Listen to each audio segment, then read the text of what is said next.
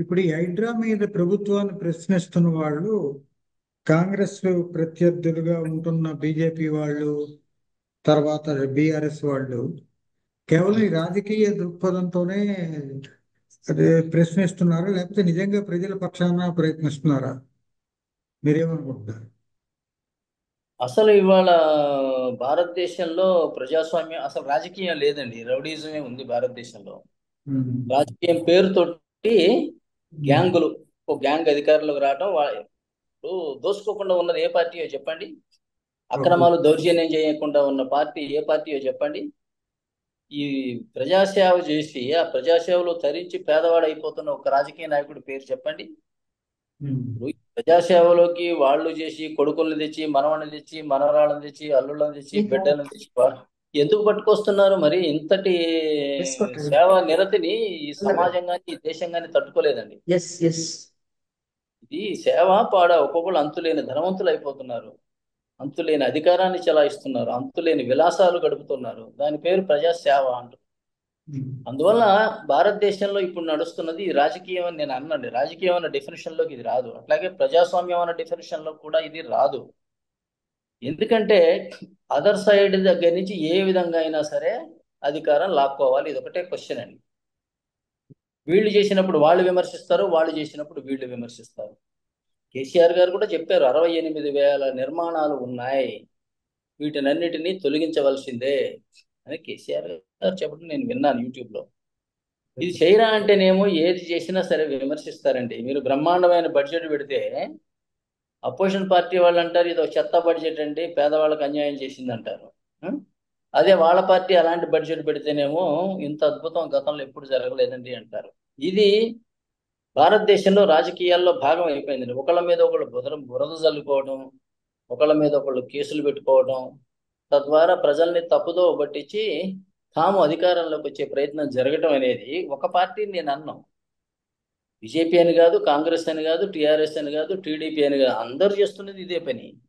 ఇది ఉమ్. ఒక బాధ్యత లేని పని అండి. ఉమ్. ఎందుకనంటే ఈ నిర్మాణాలు మీరు అన్ని కూల్చేటప్పుడు మీరు మమ్మల్ని అందరినీ కాన్ఫిడెన్స్ లో తీసుకొని ఉమ్. మరి మాతో ఒక మీటింగ్ పెట్టి చర్చించి చేయొచ్చు కదా అన్నారు మొన్న ఆయన ఎవరు కమ్యూనిస్ట్ నాయకులు. ఉమ్. ఇట్లా ఒకరితోనొకరు చర్చించుకోవటం అనేది, కలిసి పని చేయడానికి వీళ్ళకి ఏంటంటే అసలు అటువంటి సంస్కృతి సంస్కారం లేదండి. ఇప్పుడు ఒక్కొక్క ముఖ్యమంత్రి ఉంటాడు, ఎన్నికల ప్రచార సభల్లో వేదిక మీద నిలబడి ఇదిగో ఉమ్. నేను మరుగుజ్జోళ్ళందరికీ 3,000 రూపాయలు నెలకి అంటాడు. అంటే అసలు ఎక్కడి నుంచి ఇస్తావు 3,000? మీ ఇంట్లో సొమ్ము ఏమైనా అమ్మిస్తావా? మీ ఆస్తులు అమ్మిస్తావా? నీ పార్టీ డబ్బు ఏమైనా ఇస్తావా? ఇచ్చేది ప్రభుత్వం డబ్బు. ఉమ్. ప్రభుత్వం డబ్బు అయినప్పుడు మీరు అసెంబ్లీలో దీన్ని చర్చకి ఎందుకు పెట్టదు? నిజానికి ఏమో ఆర్టికల్ 202 కింద ఏంటంటే ఇటువంటి ఆర్థిక పరమైన ప్రపోజల్ పెట్టాలంటే ముందుగా గవర్నర్ గారి లిఖితపూర్వకమైనటువంటి అనుమతి కావాలి. దాన్ని మీరు చర్చలో పెట్టాలి. ఇప్పుడు మీకు కేంద్ర ప్రభుత్వం మీకు ప్రతి సంవత్సరం కూడా బడ్జెట్ అనే ప్రతిపాదన పెడుతుందండి, సంవత్సరానికి ఒక్కసారి. ఆ బడ్జెట్ అని మనం వాడుక భాషలో వాడుతున్నాం, కానీ దానికి రాజ్యాంగంలో ఏంటంటే దాన్ని యాన్యువల్ ఫైనాన్షియల్ స్టేట్మెంట్ అంటారండి, వార్షిక ఆర్థిక నివేదిక, ఆర్థిక ప్రకటన. ప్రకటన అండి. దీన్ని ఎవరు చేయాలంటేనేమో ఆర్టికల్ 112 కింద అక్కడ రాష్ట్రపతి చేస్తాడు. ఇక్కడ 212 సంథింగ్ కింద ఇక్కడేమో 202, సారీ 202 కింద ఇక్కడేమో గవర్నర్ చేస్తాడండి. ఉమ్. చేసి ఇందులో వీళ్ళు ఏదైనా ఆర్థిక పరమైనటువంటి మనీ బిల్లులు పెట్టాలి అంటే అక్కడ రాష్ట్రపతి నుంచి ఇక్కడ గవర్నర్ నుంచి లిఖితపూర్వకమైన అనుమతి లేకుండా అవి పెట్టే అధికారం వీళ్ళకి లేదండి, ఈ పార్టీల వాళ్ళకి. అటువంటప్పుడు ఒక ముఖ్యమంత్రి స్టేజీ మీద ఇదిగో నేను ఈ పలానా కులం వాళ్ళందరికీ 10 కోట్ల రూపాయలు ల్యాండ్ ఇచ్చి బిల్డింగ్ కట్టుకోవడానికి ఒక 10 కోట్లు ఇస్తా, ఇదిగో ఈ కులపు వాళ్ళందరికీ ఇది ఇస్తా, ఆ కులప ఇట్లా, లేదా ఈ వయసు 55 దాటిన వాళ్ళందరికీ నెలకు 3,000 ఇస్తా, ఉమ్. ఇట్లా ప్రకటిస్తుంటే అంటే మీరు ప్రభుత్వ సొమ్ముతోటి పార్టీకి ఓట్లు కొనుక్కుంటున్నారు.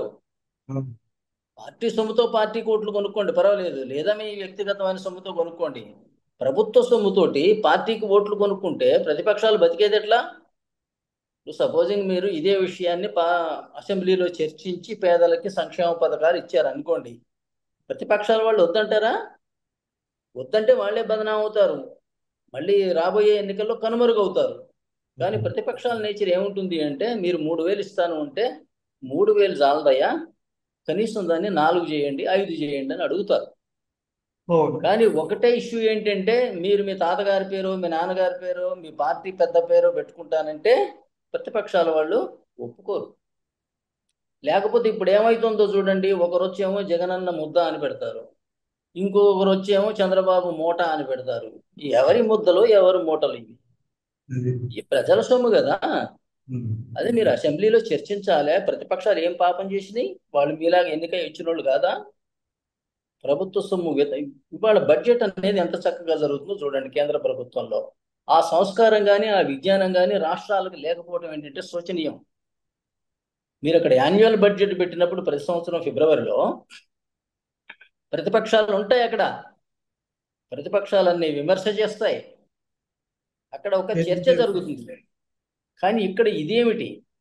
అసెంబ్లీలో నువ్వు పెడుతున్నది ఏంటి, తీరా బయటికి పోయి బడ్జెట్ ప్రపోజల్స్ కన్నా మించి అదనంగా నీ ఇష్టం వచ్చిన వాగ్దానాలు బయట చేస్తున్నావు. ఇది ఎలోడా? తర్వాత ఏంటంటే, మీకు నేను చెప్పిన ఆర్టికల్ 112లో కానీ 202లో కానీ దీన్ని వార్షిక బడ్జెట్ అంటారు. కాబట్టి ఏంటంటే సంవత్సరానికి ఒక్కసారే పెట్టాలి. పెట్టడం వల్ల ఏంటంటే, మీకు ప్రభుత్వానికి రాబోయే సంవత్సరానికి మీ ఆదాయాలు ఏంటి, వ్యయాలు ఏమిటి మీకు తెలిసి మీ ఆర్థిక వ్యవస్థను మీరు సరిగా ప్లాన్ చేసుకోవడానికి అవకాశం వస్తుంది. అట్లాగే ప్రజలకు కూడా ఈ సంవత్సరంలో నాకున్న పనులేంటి, నేను సేవింగ్ చేయగలిగిన మార్గం ఏంటి వగైరా తెలిస్తే, నేను ఈ సంవత్సరానికి నా యొక్క ఆర్థిక విషయాలను కూడా నేను సరిగా ప్రణాళిక వేసుకుంటా.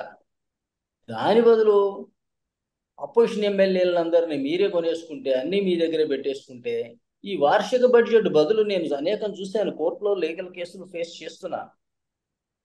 ఇది ఇంకా నేను న్యాయస్థానాల దృష్టికి తీసుకురావాల్సిన అవసరం ఉంది. మధ్యలో ఎప్పుడు డబ్బులు అవసరం అయితే చాలు ఒక జీవో ఇచ్చేసి మున్సిపల్ ట్యాక్స్ పెంచాం, ఒక చిన్న చట్ట సవరణ చేసి ఇదిగో మీ సేల్ ట్యాక్స్ పెంచేసాం.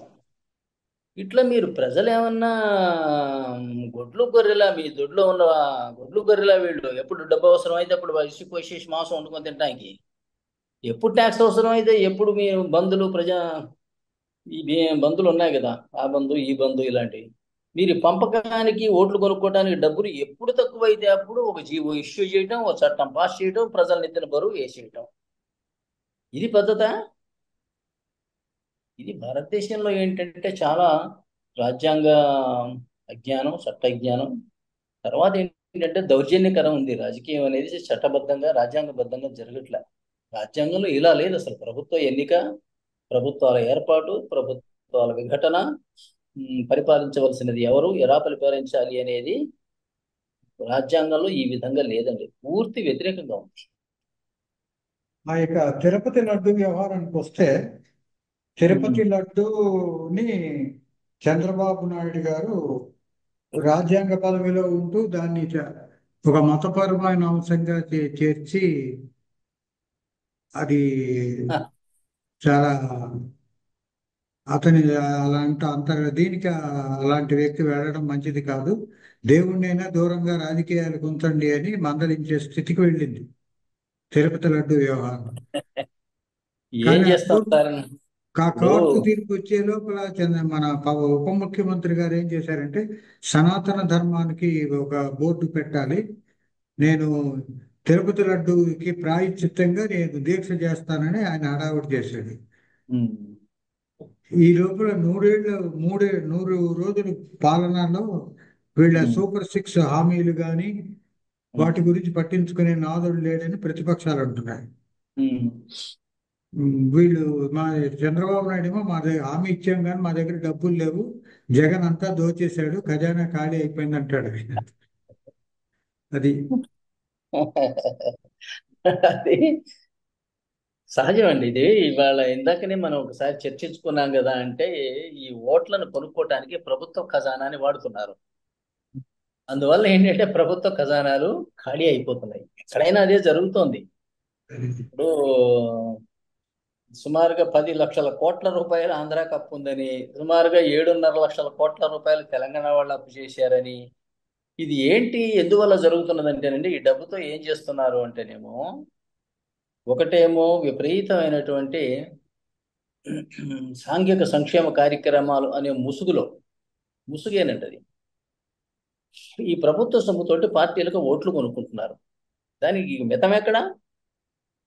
అవసరమైనవి ఇస్తున్నారు, అనవసరమైనవి ఇస్తున్నారు, అడిగినవి ఇస్తున్నారు, అడగనివి కూడా ఇస్తున్నారు. ఇక వాళ్ళకి పెట్టి మిగతాది వీళ్ళు తింటారు. దీనికోసం ఏంటంటే పెద్ద పెద్ద ప్రాజెక్టులు మొదలు పెట్టడం, అందులో ఏంటంటే అంత భారీ ప్రాజెక్టులు అంత భారీ లెవెల్లో అవినీతి చేయటం, కావలసినంత డబ్బు సంపాదించటం. ఎందుకు డబ్బు సంపాదిస్తున్నారంటే వాళ్ళు అంత చెడ్డవాళ్ళు కాదండి. వాళ్ళు ఒక ప్రవాహంలో కొట్టుకుపోతున్నారు ఈ రాజకీయ నాయకులు.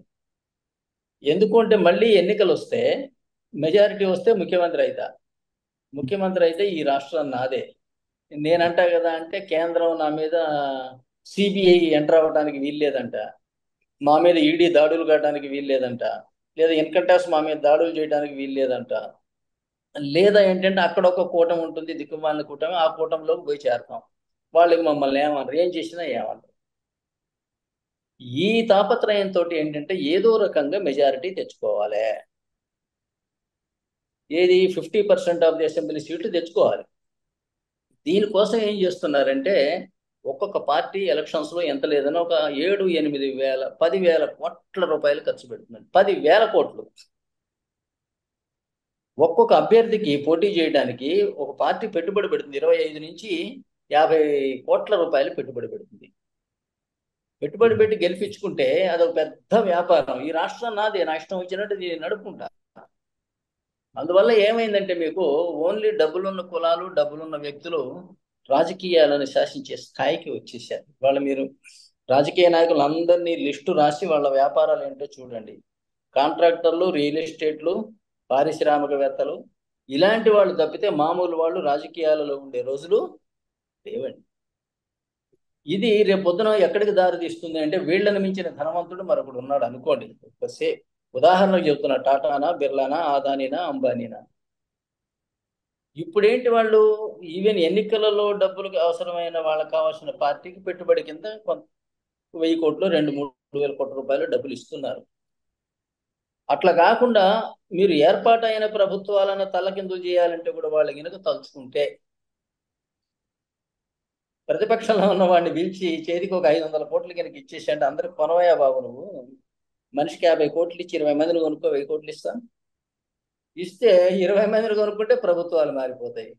ఇప్పుడు మీకు అర్థమైపోయి ఉండాలి, భారతదేశం అతిపెద్ద ప్రజాస్వామ్యం, అతిపెద్ద రాజ్యాంగం ఎంత హంబక్ అనేది నేను చెప్పిన ఈ ఒక్క ఉదాహరణతోటి మీకు అర్థమైపోయి ఉండాలి.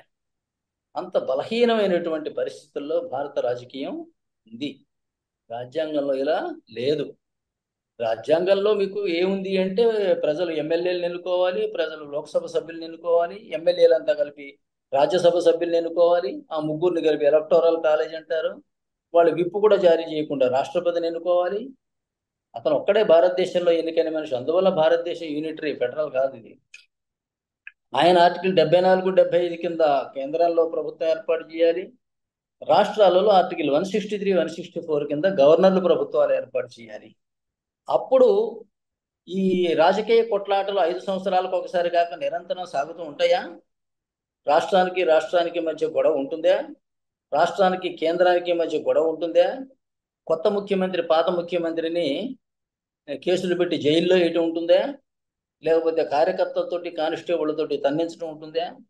వాళ్ళ ఆస్తులు ధ్వంసం చేయటం ఉంటుందా? ఇన్ని చెప్పిన తర్వాత మీకు ఇప్పుడు రాజకీయం అంటే ఇప్పుడు రౌడీయిజం, గుండాయిజం, గ్యాంగ్ వార్ తప్పితే అని మీకు ఇప్పుడు అర్థమైపోయి ఉండాలి. అప్పుడు 5 సంవత్సరాలకు ఒకసారి తప్పితే మధ్యలో ఎన్నికలు ఉండవు. రాష్ట్రానికి కేంద్రానికి గొడవలే ఉండవు. 5 సంవత్సరాల పాటు ప్రశాంతంగా, స్థిరంగా భారతదేశం అభివృద్ధి పదంలో నడుస్తుంది. అప్పుడు నిజమైనటువంటి గ్రామసీమ కానీ, రాజ్యాంగం కానీ, ప్రజాస్వామ్యం కానీ పరిఢవిల్లుతుంది. ప్రజాస్వామ్యం అంటే నేను మీకు గతంలో చర్చల్లో అనేక సార్లు చెప్పాను. చట్ట వ్యవస్థ, కార్యనిర్వాహక వ్యవస్థ వేరువేరుగా ఉండాలి. ఈ చట్ట వ్యవస్థ గెలిచినోడు పరిపాలనలోకి రాకూడదు. వీడి పని చట్టాలు చేయడం, రాష్ట్రపతి ఎన్నికల్లో ఓటు వేయడం ఇంతవరకే. పరిపాలన చేసేవాడు రాష్ట్రపతి, అట్లాగే రాష్ట్రపతి ఏజెంట్గా గవర్నర్. అప్పుడు మీకు ఈ విభజన రేఖ ఉంటే ఎమ్మెల్యేగా గెలవడానికి ఎప్పుడు 50 కోట్లు ఖర్చు పెట్టండి. మిమ్మల్ని నన్ను బద్దెలాడతారు, మీరు నిలబడండి వచ్చి మీరు కంటెస్ట్ చేయండి అని. ఇప్పుడు ఏంటంటే అది కాంట్రాక్టర్లు, పారిశ్రామికవేత్తలు, రియల్ ఎస్టేట్ వాళ్ళు వాళ్ళ సొంత వ్యాపారం లాగా తయారైంది రాజకీయం. ఇది ఎప్పటికైనా దేశానికి చాలా ప్రమాదకరం. అందువల్ల మీరు ఇవన్నీ ఒకళ్ళొకళ్ళు అనుకుంటున్నారంటే ఏంటండి రాజకీయ సమీకరణాలు అంటే దాని బ్యాక్గ్రౌండ్ ఇది కాగా, మీకు లడ్డు గురించి మాత్రం చెప్తాను ఎందుకు చేస్తున్నారు. లడ్డు మీద కల్తీ జరిగిందని నిర్ధారణ ఎవరు చేశారు? సిట్టు ఇప్పుడు వేశారు. ఎందుకు వేశారు? ఆల్రెడీ నిర్ధారణ జరిగితే అంటే నిర్ధారణ జరగలే, నిర్ధారణ చేయటం కోసం సిట్టు వేశాం. వాళ్ళు ఏమో సిబిఐ కావాలని అడిగారు, ఓకే సిబిఐ వేస్తున్నారు.